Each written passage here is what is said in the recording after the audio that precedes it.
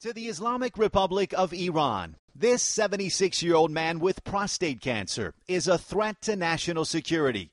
So much so that according to his son, last August, Iranian intelligence officials came to Mohammad Maliki's home and took him to prison. We arrested him. He was in bed because it was a very tough treatment for prostate cancer. And so the main concern of the family is his health.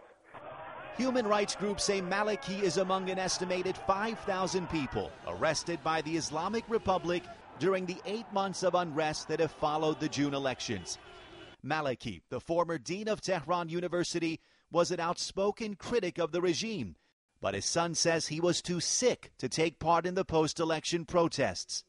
We asked from the authorities to, at least if they don't want to release him, they must, in fact, let him to be treated.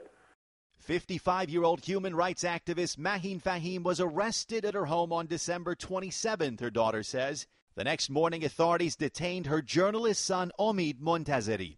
Shokufe Montazeri says her mother and brother's arrests bring back painful memories of her late father, a political prisoner arrested and executed by Iranian authorities in 1988.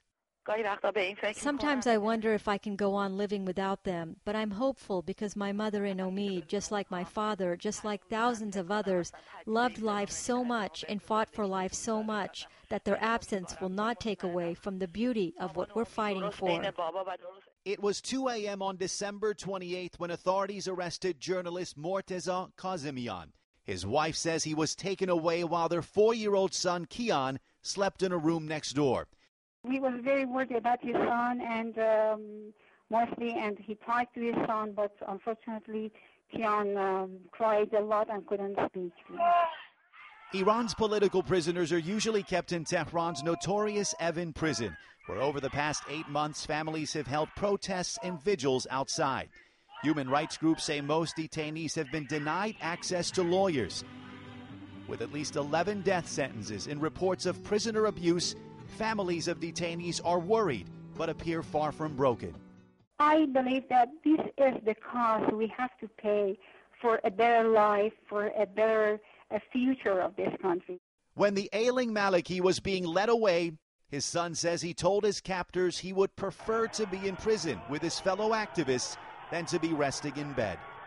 On Thursday, Iran's opposition movement has called for more public protests, setting the stage for another wave of arrests. Human rights groups have criticized the international community, saying they're putting too much focus on Iran's controversial nuclear program and ignoring human rights violations against thousands of political prisoners. Reza Sayah, CNN, Islamabad.